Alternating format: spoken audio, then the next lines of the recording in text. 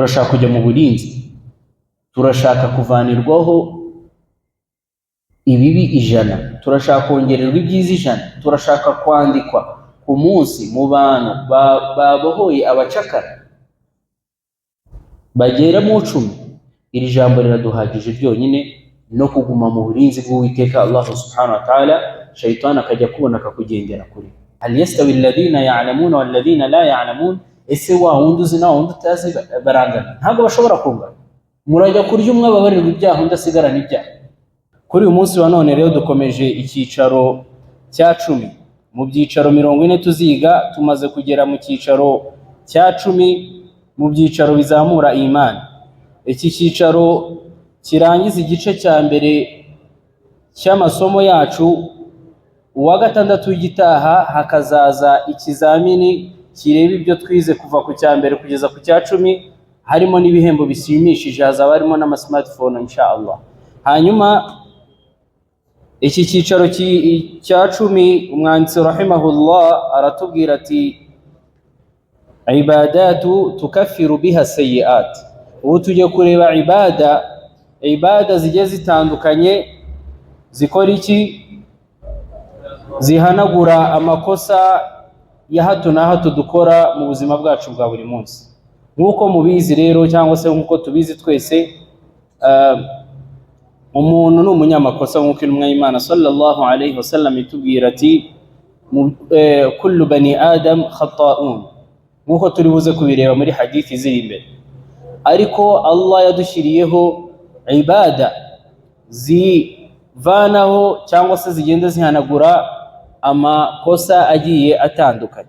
Kuri uyu munsi wa none rero turareba mu bintu bigera mu 9 byoroheje Allah yashyizemo impuhwe, dore ko Allah ku buhambare bwe no ku bushobozi bwe no ku mpuhwe ze yashyize impuhwe ze muri gahunda zacu za buri munsi. Afata impuhwe azishyira hagati y'umunsi n'undi, ijuma n'indi, Ramadani n'indi Ramadani, n'ibindi bigiye bitandukanye turaza kubireba bi'idhnillah. Umwanditsi aratubwira ati arafa ahlul ilm sayyi'a, abamenyi basobanura ikintu amakosa cyangwa se ibyaha bya buri munsi, bavuze ko bi annaha ma urifa fi shar' wal 'aqd qubhu. Ni ukuvuga icyaha cyangwa se amakosa ni ya yandi haba mu dini haba no mu bwenge bwa muntu uba usanga ari ikintu kibi. Ni ukuvuga ubwenge bwa muntu buzi ko iyo umuntu akoze icyaha bakizi. Ni ukuvuga igihe cyose uzatekereza gukora ikintu ukumva ko ari kibi, ni ukuvuga ubwenge bwacu buduha kumenya ikibi n'icyiza, buduha kumenya ko wakosheje n'igihe utakosheje. Hanyuma noneho idini rikaza ribishimangira. Fahadha miqyasun daqiqun lisayyi'a, kandi ibyo ni ibintu by'ukuri byagiye bikorerwa ubushakashatsi bikagaragara. Nta gihe umuntu akora icyaha usibye ko ababizi, kabone n'ubwo yaba atazi dalili, ariko abazi ko icyo agiye gukora ari icyaha cyangwa se ari amakosa, usibye ibintu byihishe cyangwa se biri hagati, nk'uko intumwa y'Imana yavuze ati wa bainahuma mushtabihat. Icyo umuntu agomba kuba akizi, n'abamenyi babigaragajeho kandi nta hantu bigeze batandukanaho. Wal khata min at-tabi'ati al-bashar, kandi gukosa biri muri kamere muntu. Umuntu abayeho kenshi akosa cyane. Allah aravuga ati khuliqa al-insanu min ajal, umuntu aremetswe mu guhubuka, mu kwihuta, kandi uko kwihuta kumugwisha mu makosa. Umwanditsi rahimahullah akatubwira ati fahris ala al-wiqayati minhu, ihangane wirinde ayo makosa ya hato na hato utaza kuyagwamo, uyirinde. Walakin idha btulita bi shay'in minhu, ariko nugeragezwa ukaza kugwa amwe muri ayo makosa, fahdar, witonde al-israr alayhi. Waqad ja'ala Allah ta'ala li hadhihi sayyi'ati ma yukaffiruha, uje witonda cyangwa se wihutire kuyavanaho, kubera ko Uwiteka Allah subhanahu wa ta'ala amaze kudushyiriraho iki ibikorwa bimwe na bimwe bishobora kuvanaho ayo makosa cyangwa se ibyo byaha twakoze. Bavanywe Islam, mbere na mbere icyo umwanditsi hafizahullah ariko tubwira ma huwa al-ibada, cyangwa se icyo bita ibada ni kihe. Umumenyi ukomeye cyane yabisobanuye muri rusange, ni buri gikorwa cyose ni ukuvuga ngo ibada cyangwa se kugaragagira Allah bikuye mu jambo. Ibyo umuntu akora cyangwa se ibyo umuntu avuga bishimisha Uwiteka Allah subhanahu wa ta'ala, ndetse akanabyishimira, no kuvuga akabyishimira akanabihembera, byaba bigaragara ndetse bitanagaragara. Icyo kintu ushaka gusobanura icyo bita ibada nicyo ureberaho bavanywe Islam. Noneho izo ibada, ibyo bikorwa byose Allah yishimira, haba mu mvugo, haba mu ngiro, haba mu bitagaragara n'ibigaragara, nibyo tugiye kureba bishobora kuvanaho ibyaha byacu. Mushobora gusanga hari bimwe mu bintu twabonaga ko byoroshye kandi dushobora gukora, Allah akatubabarira ibyaha byacu. Umwanditsi agakomeza atubwira ati wayamhuha, ibyo bikorwa bigahanagura bya bibi wari ufite, wadhalika min si'ati fadlillahi ala ibadihi, uko niko Allah, no kuvuga ngo ni ingabire Allah akomeza yagura ku mugaragu we. Haythu inna min asma'illahi ta'ala al-ghafur wal-ghaffar, kubera ko no mu mazina y'Uwiteka Allah subhanahu wa ta'ala no mu bisingizo bye harimo izina al-ghafur, ubabarira ibyaha cyangwa se uhanagura ibyaha, wal-ghaffar, nukomeza kubabarira, Allah akomeza ababarira. Wa huma صيغة مبالغة بمعنى كثير الغفران, ibyo bisobanuye ko Allah akomeza ababarira ibyaha igihe cyose. Hanyuma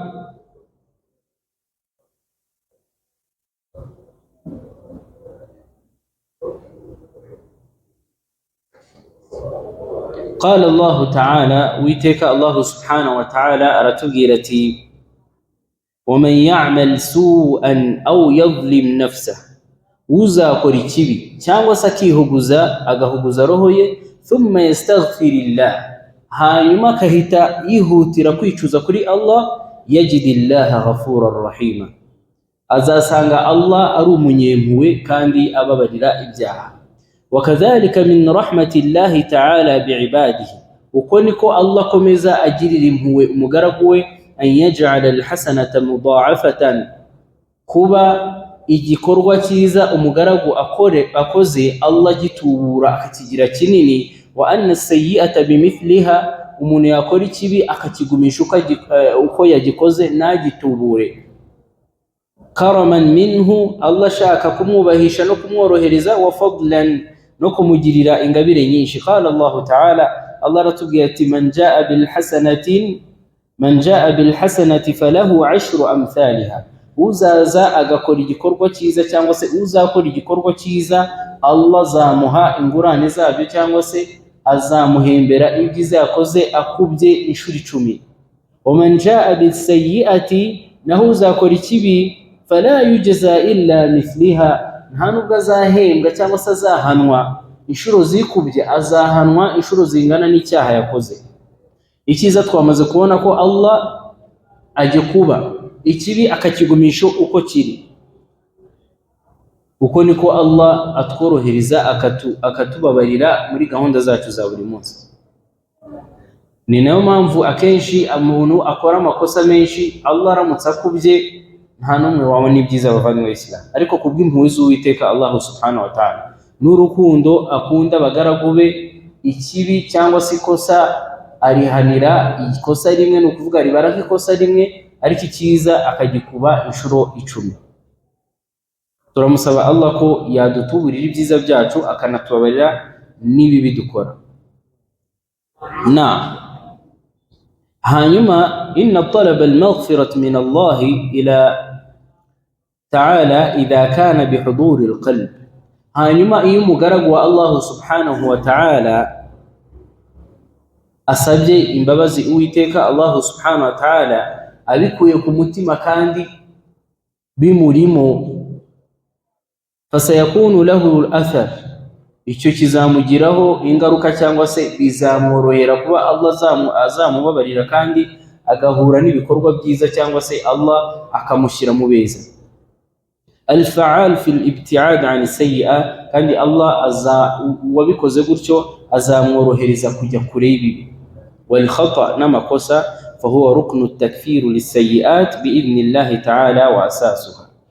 Iyo niyo nyingi ya mbere yo kugira ngo uhanagurwe cyangwa se uvanirweho ibyaha, kuba ukora tawuba cyangwa se gusaba Imana imbabazi ubishyizeho umutima, uri kubyiyumva amapana kuvuga astaghfirullah wirebeye mu bindi, astaghfirullah uri kwirebera filime, ahubwo bivuge ubikuye ku mutima koko bikubabajije ko uri umunyamakosa, ugakora iki? Ugasaba Uwiteka Allah subhanahu wa ta'ala imbabazi.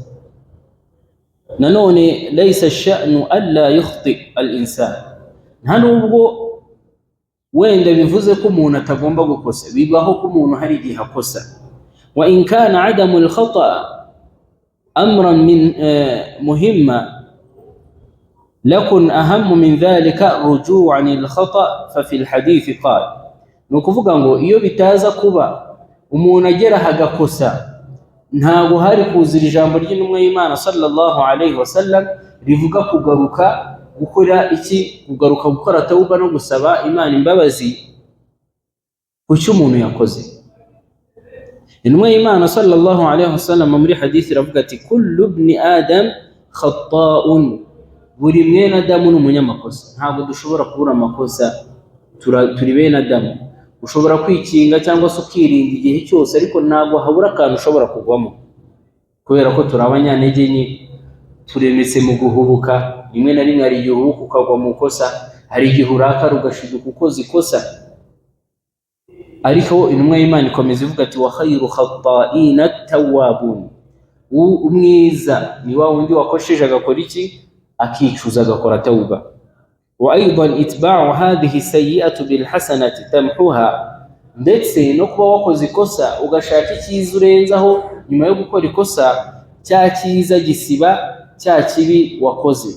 Nkuko Allah subhanahu wa ta'ala bitubwira muri Qur'an avuga ati innal hasanati yudhhibna as-sayyi'at, mu by'ukuri cyiza kivanaho ibibi. Wa hadha min karamillahi ta'ala ala ibadihi, uko nako niko Allah akomeza ashumbusha abagaragu be, ni nako Allah agenda yorohereza abagaragu be muri gahunda zabo za buri munsi. Qala sallallahu alayhi wasallam, intumwa y'Imana ikabishimangira ivuga ati wa atbi' sayyi'ata alhasanata tamhuha, uzagerageze nimba wanaguye mu gukosa ugerageze uhita urenzaho icyiza, uhita ukora ikintu cyiza. Amenye basobanura bavuga ko icyiza cya mbere ari ukwihutira gukora tawuba. Abandi bakavuga bati icyiza icyo ari cyo cyose, ushobora gukosa hano ugatanga isodaka, ushobora gukosa ukicuza ku Mana, ugakora iki? Ugakora ibyiza byose bibaho. Ibyiza ni byinshi dusanga mu dini, mu buzima bwacu bwa buri munsi. Hanyuma wa thammat a'malun man 'amilaha kanat sababan fi takfir sayyi'at, ndetse tukaba tugiye kugaragara cyangwa se kuganira ku bintu bigera mu 9 iyo umuntu abikoze biba impamvu yo guhanagurirwa ibyaha cyangwa se amakosa ya hato na hato ya buri munsi. Min hadhihi al-kaffarat ma yali, mu byo tugiye kureba rero hari ibikurikira, hari amagambo, hari imvugo, hari ibikorwa umuntu akora bikamuvaniraho amakosa. Icyambere duheraho qawlu ijambo subhanallahi wa bihamdihi 100 marra, inshuro 100. Kuvuga subhanallahi wa bihamdihi bisobanuye iki? Utagatifu n'ubwa Allah no gushimwa n'ukwe, ukabivuga inshuro 100 ku munsi. Qala sallallahu alayhi wasallam, numwe Imana avuze kuri iri jambo igira iti man qala subhanallahi wa bihamdihi fi yawmin 100 marra, uzavuga subhanallahi wa bihamdi iri jambo inshuro 100, huttat khatayahu, ibibi bye cyangwa se ibyaha bye bizavanwaho. Wa in kanat mithlu zabadil bahr, kabone nubwo byaba bingana n'iki? N'ifuro ryo ku nyanja. Ibaza ijambo gusa subhanallahi wa bihamdi, subhanallahi wa bihamdi inshuro 100. Bwira tuvuze amagambo angahe bavane wa Islam? Bwira tuvuze amagambo menshi ashoboka, ariko fata umwanya wawe, uri mu kazi, urahana hari hose, utekereze kuri Allah. Biragutwara iminota 3 cyangwa se 5, hagati y'3 n'5. uvuga ati subhanallahi wa bihamdi, subhanallahi wa bihamdi, nubivuga inshuro 100 Allah arakubabarira ibyaha byawe kabone nubwo byaba bingana n'iki, n'ifuro ryo ku nyanja. Murabizi ifuro ryo ku nyanja kuntu riba ringana. Icyo kintu kiroroshye imbere y'Uwiteka Allah subhanahu wa ta'ala, cyangwa se kiraremereye imbere y'Uwiteka, kiroroshye ku ndimi zacu. Kubw'ibyo rero ijambo rivuzwe gutyo, cyangwa se ukavuga subhanallah inshuro 100, subhanallah wa bihamdi, Allah akubabarira ibyaha byawe kabone nubwo byaba bingana n'iki, n'ifuro ryo ku nyanja. وإنك لتعجب من إهمال بعض الناس لهذه الحديث العظيم في توبة. ariko biragutangaza, umwanditsi hafizahullah aratubwira ati biragutangaza kubona abantu birengagiza batanita kuri iyi hadithi ihambaye ikoresheje ijambo ritoya cyane ushobora kwifashisha bikakuvanaho ibyaha. wal yasir fi tanfidhi, ndetse biranoroshye no kubikora. Kuvuga ngo subhanallahi wa bihamdi biroroshye kubivuga abavandimwe Islam. وهو لا يستغرق في الغالب إلا قريبا من دقيقتين من يومهم. nta nubwo bitwara igihe kinini nkuko umwanditsi hafizahullah abitubwira, usibye iminota 2 gusa cyangwa se hagati y'itatu n'itanu. Bavandimwe Islam, murumva ibintu bikomeye ku buryo Allah atatubabarira ibyaha byacu. Bavandimwe Islam, impamvu turi kwiga ibi ngibi, amakosa n'ibizazane n'ibibazo byacu dutuyemo turi kubibamo bitewe n'ibyaha dufite turatarakorera tauba. Bavandimwe Islam, ibyaha dufite byinshi twa tundi duto tugenda twiyongera, nitwo turi kuduteza ibibazo. Ariko mu gihe wavuze iri jambo Allah agenda bikuvanaho.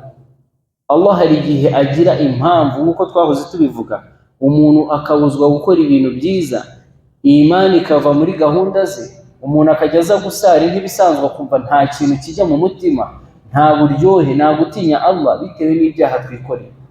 Kubera iki? 99 cyangwa se 97 bibaho, cyangwa se ibintu byose biratwangirikira bitewe n'ibyaha dufite tutarakorera tauba. Hanyuma icya kabiri tugiye kureba qawlu amin, ijambo amin. Ijambo rihe amina gusa خلف الإمام، nyuma ya imamu، مع الحرص في موافقة الملائكة في تأمينهم. umwanditsi aratubwira ati ijambo kuvuga igihe imam avuze ghayril maghdubi alayhim waladdallin, ukavuga amin, ugahuza na amina y'abamarayika, Allah kubabarira ibyaha. Allah akubabarira ibyaha. Ni ukuvuga ngo wadhalika ba'du qawlu al-imam waladdallin, nkuko twabivuze, nkuko imamu amaze kuvuga waladdallin mubashara qala sallallahu alayhi wasallam, intumwa y'Imana bishimangira. Izi ni imvugo z'intumwa y'Imana, ntago ari amagambo yanjye. Kuvuga ijambo amin byo nyine kuba bitekerejeho, kuba wasaba Allah ko yagushoboza kuvuga amina bigahura na amina y'abamarayika. Intumwa y'Imana iragira iti idha amana al-imam, iyo imamu avuze amin, fa aminu, mujye muvuga amin. Faman wafaqa ta'minuhu ta'min al-malaika, uzavuga amin igahura na amina y'abamarayika, bigenda gute? ghufira lahu ma taqaddama min dhanbi, Allah mubarira ibyaha byose byabanje. Bavandimwe Islam, mu swala zose dusari ushyizeho umugambi, ugasari ushyizeho umutima, ni gute utababarirwa ibyaha byawe? Ni ukuvuga Allah ashyira n'imbabazi kugeza ubwo zishyize na nyuma y'ijambo amin iyo rihuye n'iry'abamarayika. Ubu ni ubuhambare bwa Allah, ni n'impuhwe, ni n'imbabazi yadushyiriyeho kugira ngo tubashe byibuze kugabanya ibyaha byacu. Icyo ni icya kabiri cyoroshye cyane abantu batari bazi ko gishobora kuvanaho ibyaha byawe byabanje. Birashoboka kuba umuntu asari iswala hano bikarangira asohotse nta cyaha na kimwe afite, kandi iyo umuntu adafite ibyaha byinshi, bavanywe Islam, umutima uraguka, byarangira iduwa asomye irakirwa, byarangiza Imana imuvaniraho akababaro n'agahinda. Ibyo ni ibintu byose iyo umuntu ababarira ibyaha ahura nabyo. ibi nakoze birakoreka. Icyo nacyo ni icya kabiri mu bintu bifasha umuntu kuvanaho ibyaha. Tujye ku cya gatatu. Icya gatatu, qawlu ijambo la ilaha illa Allah wahdahu la sharika lah. Ijambo la ilaha illa Allah wahdahu la sharika lahu, lahul mulku wa lahul hamdu wa huwa ala kulli shay'in qadir 100 marra. Iryo jambo nanone tuvuze iyo rivuze inshuro ijana ku munsi, qala sallallahu alayhi wasallam, intumwa y'Imana bishimangira ivuga iti man qala la ilaha illa Allah wahdahu la sharika lahu, lahul mulku wa lahul hamdu wa huwa ala kulli shay'in qadir fi yawmin 100 marra. Umuntu uzavuga ati ngo nta yindi Mana ikwiye gusengwa usibye Allah wenyine utagira icyo abangikanywa nacyo, lahul mulku bwami ni ubwe, wa lahul hamdu mbese ugushimwa n'ukwe, wa huwa ala kulli shay'in qadir iwe ushoboye byose inshuro ijana. Intumwa y'Imana bivuzeho iragira iki, uzabivuga ku munsi kutibat lahu 100 hasanat, mbere na mbere Allah mwandikira ibyiza bigera mu jana, wa muhiyat anhu 100 sayyi'a, akanahavanirwaho n'ibibi cyangwa se n'ibyaha ijana. Gahibaze noneho bivuze Allah akakuvaniraho ibyaha ijana. Wa kanat lahu adla 10 riqab, ndetse Allah muha ibihembo bingana n'umuntu wabohoye abacakara bagera mu 10. Wa kanat lahu hirzan min ash-shaytan yawmahu dhalika hatta yumsi, uwo munsi wose yirirwa ari mu burinzi bw'Uwiteka Allah subhanahu wa ta'ala, na shaytan ishobora kumukoraho kugeza bwije. Bavanywe mu Islam, turashaka kujya mu burinzi, turashaka kuvanirwaho ibibi ijana, turashaka kongererwa ibyiza ijana, turashaka kwandikwa ku munsi mu bantu babohoye abacakara bagera mu 10. Iri jambo riraduhagije byonyine no kuguma mu burinzi bw'Uwiteka Allah subhanahu wa ta'ala, shaytan akajya kubona akakugendera kure. Ibyo turi kuvuga hano ni ibintu byoroshye bavanywe Islam. Tumaze kubona amagambo atatu, subhanallahi wa bihamdihi, amina, ndetse na la ilaha illa Allah wahdahu la sharika lahu, lahul mulku wa lahul hamdu wa huwa ala kulli shay'in qadir. Allah akakubarira ibyaha byawe. Tugeze ku cya kane, wa min al-kafarat, no mu bintu bivanaho ibyaha, intidaru lis-salah, kuno twicaye dutegera iswala ya al-isha, wal makthu ba'daha, ndetse no kuguma nyuma y'iswala kutegerezaho gato. Ibyo turabikomora he? Turabikomora ku mvugo y'intumwa y'Imana sallallahu alayhi wasallam igira iti al-malaikatu tusalli ala ahadikum. Mu by'ukuri abamarayika, twabonye ko abamarayika batembera kuri iyi si bitwa as-sayyahun, batembera mu byicaro byiza, basabira ala ahadikum, umwe muri mwe, madama fi musallahu, mu gihe akiri ku swala, akiri hano ku mukeka, iswala yarangira ariko agihari gusa, nubwo ataba ari gusingiza Uwiteka, baba bamusabira, ya Rabbi umugaragu wawe mubabarire. Bavuga ati Allahumma ighfir lahu, Mana mubabarire umukurireho ibyaha, Allahumma arhamhu, ya Allah mugirire impuhwe, Allahumma tub alayhi, Mana mwakirire tawba ye. Ibaze kuba twicaye gutyo tusaba Allah subhanahu wa ta'ala ko yadushoboza, abamarayika bakadusabira idua. Abamarayika bari mu biremwa Allah yakira idua yabo, kubera ko la ya'suna ma amarahum, ntago bajya basuzugura Uwiteka, wa yaf'aluna ma yu'marun, kandi bakora ibyo bategetswe. Bimwe mu kuba badafite ibyaha biri mu mpamvu z'uko idua zakira. Ngaho ibibazo marayika yagusabiye gute Allah takwakira? Kubw'ibyo rero bavanywe Islam, nibajya bamara gusara nk'amagharibi, nta gahunda ufite, icara mu musigiti kabone nubwo nta kintu wakora, guma ku muswala wawe, kuko iyi hadithi y'intumwa y'Imana sallallahu alayhi wasallam ibitubwira. Ni ukuvuga ngo umuntu uzaguma ku muswala we, nta kindi avuze ngo ari gusingiza Imana, azaguma ku muswala we hano, abamarayika bagumya bamusabira. Amaduwa twayabonye, Allahumma ighfir lahu, ya Rabbi muhanagureho ibyaha, Allahumma arhamhu, ya Allah mugirire impuhwe, Allahumma tub alayhi, mwakirire tawba ye. Wa fi riwaya ukhra, mu yindi mvugo, Allahumma salli alayhi, mana muhundagazeho amahoro n'imigisha. Bani wa Islam, urumva ibintu byo bikomeye, ntabwo bikomeye namba, ahubwo twebwe noneho nahacu ho gushyiraho imbaraga. Wamara gusari nta kindi kintu ufite, ukiyicarira hano, niyo wakwegama hano ukiyegamira, n'ibitekerezo biba bizima, ariko sohoka gato birahita birangira. Na dukomeje ku cya gatanu, wa min al-kafarat, no mu bintu bituma umuntu ababarirwa ibyaha, alhamdu ba'da al-faragh min at-ta'am. Subhanallah, iyo ngeze kuri iki kintu rimwe na rimwe kiransetsa, ariko nanone kikanyereka ubuhambare bw'Uwiteka Allah subhanahu wa ta'ala. Umuntu uzashimira Imana amaze kurya, mwumve Allah imbabazi yashizemo. Qala sallallahu alayhi wa sallam, intumwa y'Imana amahoro n'imigisha misakare haratubwira ati, man qala hina yafrahu min ta'amihi, umuntu uzavuga nyuma yo kurya kwe. Ngaho noneho impuhwe zigeze no mu biryo, ibintu dukunda bavana mu Islam.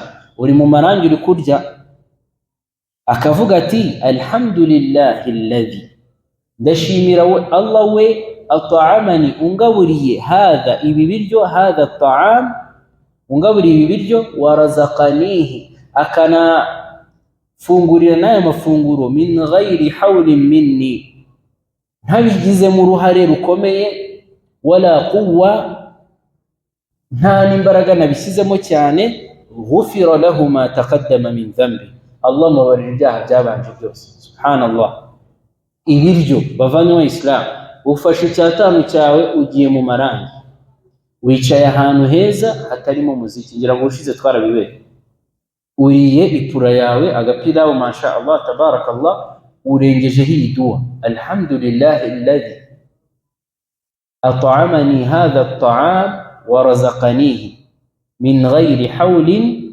minni wala quwwa. Wallahi Allah kubabarira ibyaha. Ijuru riroroshye cyangwa rirakomeye?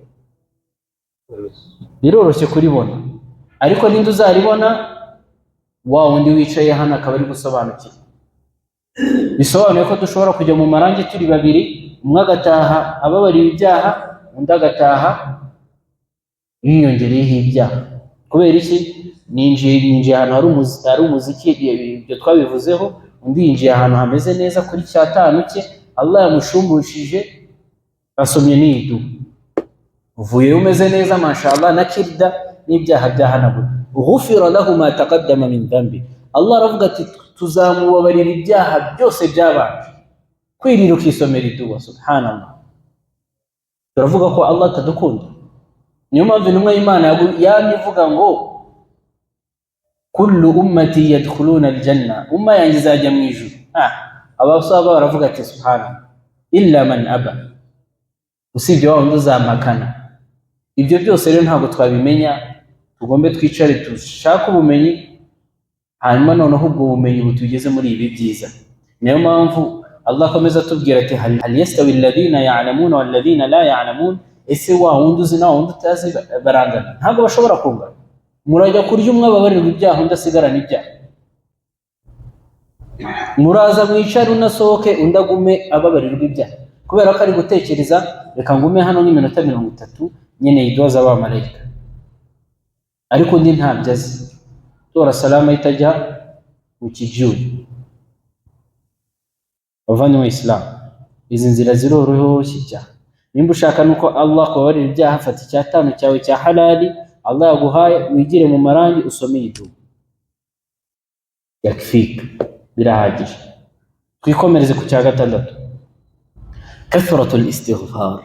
Mu bintu bivanaho ibyaha harimo gukora istighfar inshuro nyinshi, ma hudurul qalb, ariko ukabikora koze iki? Umutima werekeje kuri iyo istighfar. Astaghfirullah, mana ncujiye kubera ko dumunyabyaha, akaya nisohoka ndareba ibitemewe, nshobora kuvuga ibitemeye. Astaghfiruka ya Rabbi, astaghfirullah, astaghfirullah, astaghfirullah, astaghfirullah, ubishyizeho umutima. Fahuwa sababu li ziyadati alquwwa, Allah kongera iki? Imbaraga. Hano nituvuga imbaraga, turavuga imbaraga jismiya z'umubiri, ubwo nimvuga umubiri haraza imbaraga zo kugenda no kubashakanye simbitinda. Wa zawalul ham, kandi Allah kuvaneho n'iki n'agahinda na za depression umuntu yirirwana nazo. Umuntu arifata igihe kigeze nta kintu kibi akumva tu arababaye muri we, ntashaka kuvuga, ntameze neza. Ariko umuntu ukora istighfar Allah muvaniraho ibi byose. Uziyadatul rizq, Allah kanamwongeraho iriziki. Allah muri Qur'an aratubwira suratul Nuh yabwiye abantu bati faqultu astaghfiru rabbakum, nabwiye abantu banjye innahu kana ghaffara, nababwiye bakomeze kwicuza kubera ko Allah ari ubabarira. Iyo umuntu akora istighfar nyinshi Allah muha ibintu bigera muri bitanu. Yursili samaa alaykum midrara, Allah mumanurira imvura y'umugisha. Nimba ari umuhinzi murabyumva, mu bantu bahinga nimubona bararumije mujye bagira inama yo gukora iki istighfar. Wa yumdidukum bi amwal, Allah zaguha umutungo, muzagerageze mukore istighfar gusa, murebe umutungo kuntu wiyongera bavanye mu Islam. Wa bani, ndetse n'abana. Hari abantu babuze urubyaro cyangwa se batinda kurubona, usuyiku muzabagira inama zo gukora iki istighfar. Astaghfirullah. Bigaragare ko no mu byaha dukora biba mu impamvu y'iki yo kutabona ibyo byose. Umutungo no kuvuga imanura imvura y'impuwe, umutungo wa bani n'urubyaro, kandi urubyaro rwiza atari rwa rundi ruzaza rukagutesa. Wa yaj'al lakum jannatin, Allah zabaha ijuru, abahe ubuturo mu ijuru. Yaj'al lakum anhara, n'amajuru yanyu azakora iki azatembeshamo iki imigezi. Istighfar ijambo ryoroshye kurivuga, astaghfirullah. Ijambo kurikora riroroshye. Icyo ni cya gatandatu twari turebye. Icya karindwi turi kugana ku musozo, turi kuvuga ibintu 9 gusa. Ni byinshi Allah yashyizemo, ariko ibintu 9 biroroshye imbere y'umuntu. Wa min al-kafarati ihsanul wudu, no mu bintu bituma ibyaha bivaho gutunganya uzu yawe. Thumma salatu rak'atayn bi hudur al-qalb, wisari raka ebyiri uzitayeho utarangaye, uvuga ati ngiye gusari raka ebyiri, ni soma isura ntoya kugira ngo natekereza, ariko uzisome umutima wawe uri muri iyo swara. Qala, intumwa y'Imana sallallahu alaihi wasallam iratubwira iti man tawadda, umuntu uzatawaza fa ahsana al-wudu, agatunganya wuzu. Ni ukuvuga ngo wuzu uvuze bismillah, uratangira utawaje neza akayitunganya. Thumma salla rak'atayn, agasari raka ebyiri, la yuhaddithu fihima nafsahu, atishyize hejuru cyangwa atari kumva ko ari hejuru, cyangwa se adashyizemo ibintu byinshi. Ghufira lahu ma taqaddama min dhanbihi, Allah azamubarira ibyaha byose byabanje. Bavandimwe Islam, ibintu turi kwiga ni ibintu bitoya cyane. Tunganya wuzu yawe, uze hano wisarira ka ebyiri zonyine, umutima ushyizeho atari ukwimira, wicishije bugufi imbere y'Uwiteka kandi wibombariza. Allah azakubabarira ibyaha byose. Murumva bigoye bavandimwe Islam? Ntago bigoye. Icya 8, wa minha kathratul khuta ila al-masajid, ndetse no mu bituma ibyaha by'umuntu bivaho harimo iki intambwe nyinshi ujya ku musigiti. Kuri utera intambwe ujya ku musigiti, Allah ntatadushyiriye iki ukubabarirwa kw'ibyaha, ariko ntabyo tuzi, nta n'umugambi tubishyiraho. Wa isbaghul wudu ala al-makarih, Allah kugeza ubwo yanashyize kubabarirwa ibyaha mu gihe noneho kigoranye. Mathalan, urugero salatul fajr, kujya kuyisari muri iki gihe noneho akabeho kaje, umuntu ari gutawaza bimeze nabi, ujye umenya ko icyo gihe uri gutawaza Allah ari kukubabarira ibyaha. Wa intizaru salat ba'da as-salat, ndetse no gutegereza iswala hagati y'iswala n'iyindi. Kwicarira maghrib nk'uko twabivuze, iki Allah kubabarira ibyaha. Intumwa y'Imana ikabishimangira muri imvugo yayo igira iti ala adullukum ala ma yamhu Allah bihi al-khataya, ese nababwira igikorwa mwakora kivanaho ibyaha, Allah akabavaniraho ibyaha. ويرفع به الدرجات akanabazamura mu ntera قالوا بلى يا رسول الله abasaba baravuze ati tubwire rwose tuguteze yombi قال arababwira ati isbaghu alwudu utunganya wuzu ala al-makarih mu gihe kigoranye gutunganya wuzu mu gihe kigoranye mu gihe kigoranye ni igihe kinini igihe cya fajiri igihe gikonje wa muntu utawaza buri munsi mbese igihe cyose kigoranye ugatunganya wuzu intumwa y'Imana itubwiye ko ari igikorwa kivanaho ibyaha wa kasratul khuta ila al-masajid ndetse n'intambwe nyinshi ujya ku musigiti cyane cyane by'umwihariko ku juma ujye wigendera n'amaguru biragufasha gukora gasiporo bigufasha no gukora iki no kuvanaho ibyaha wa intizaru salati ba'da as-salah no gutegereza hagati y'iswala n'iyindi fadhalikum ar-ribat intumwa y'Imana yahise ababwira ati ibyo nibyo mbabwiye mwakagombye kuba mubikora ibyo nibyo mbabwiye mwakagombye kuba mubikora hanyuma icyanyuma ari nacyo dusorezerezaho tuhita dutegura noneho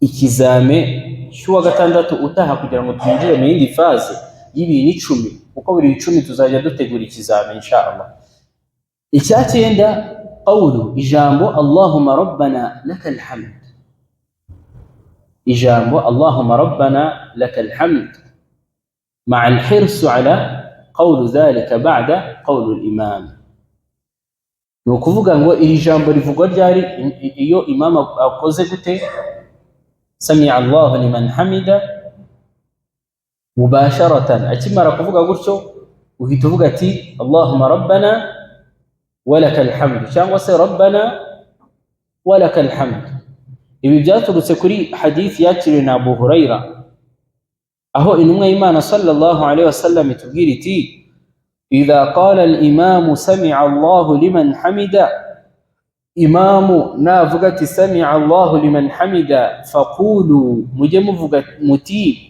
Allahumma rabbana lakal hamdu fa innahu man wafaqa qawluhu qawlu al-malaika ghufira lahu ma taqaddama min dhanbi kubera ko umuntu uzabivuga agahuza n'abamarayika ghufira lahu ma taqaddama min dhanbihi azabarirwa ibyaha byose byabanje byumvikane ko ushobora kuza mu swala wikoreye ibyaha byinshi ugasohoka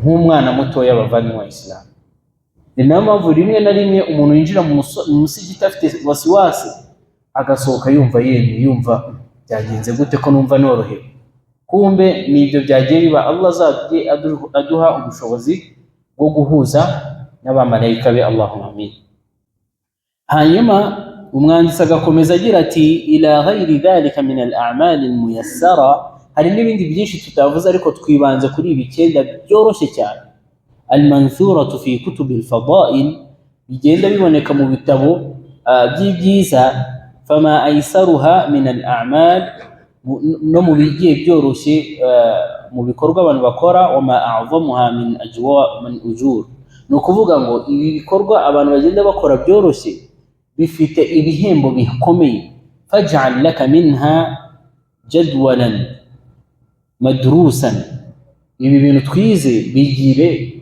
horeriya ubigire nk'isomo hatta tumha anka tilka sayiat kugeza ubwo Allah kubabarira ibyaha byose